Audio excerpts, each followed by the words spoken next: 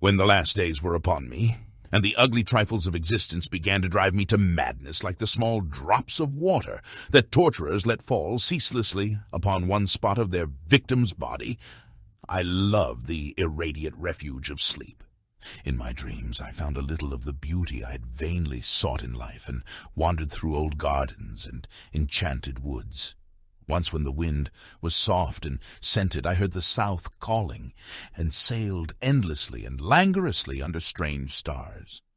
Once when the gentle rain fell, I glided in a barge down a sunless stream under the earth, till I reached another world of purple twilight, iridescent arbors, and undying roses, and once I walked through a golden valley that led to shadowy groves and ruins, and ended in a mighty wall green with antique vines and pierced by a little gate of bronze.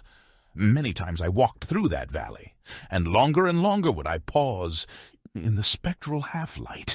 where the giant trees squirmed and twisted grotesquely, and the gray ground stretched damply from trunk to trunk, sometimes disclosing the mold-stained stones of buried temples. And always the goal of my fancies was the mighty vine-grown wall with the little gate of bronze therein. After a while, as the days of waking became less and less bearable from their grayness and sameness, I would often drift in opiate peace through the valley and the shadowy groves, and wonder how I might seize them for my eternal dwelling place, so that I need no more crawl back to a dull world stripped of interest and new colors. And as I looked upon the little gate in the mighty wall, I felt that beyond it lay a dream country from which, once it was entered, there would be no return. So each night in sleep I strove to find the hidden latch of the gate in the ivied antique wall, though it was exceedingly well hidden, and I would tell myself that the realm beyond the wall was not more lasting merely, but more lovely and radiant as well. Then one night in the dream city of Zekarion I found a yellowed papyrus filled with the thoughts of dream sages who dwelt of old in that city, and who were too wise ever to be born in the waking world. Therein were written many things concerning the world of dream, and among them was lore of a golden valley, and a sacred grove with temples, and a high wall pierced by a little bronze gate. When I saw this lore, I knew that it touched on the scenes I had haunted, and I therefore read long in the yellowed papyrus. Some of the dream sages wrote gorgeously of the wonders beyond the irrepassable gate, but others told of horror and disappointment. I knew not which to believe, yet longed more and more to cross forever into the unknown land.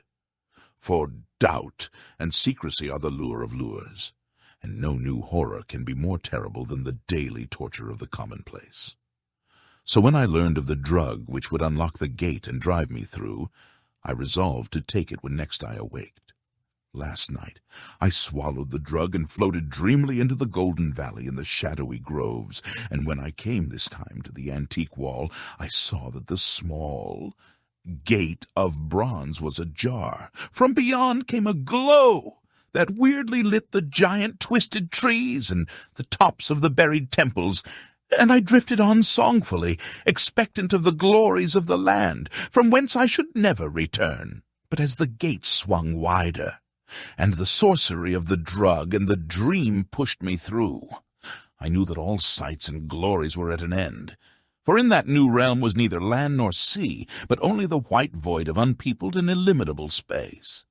So, happier than I'd ever dared hope to be, I dissolved again into that native infinity of crystal oblivion, from which the demon life had called me for one brief and desolate hour.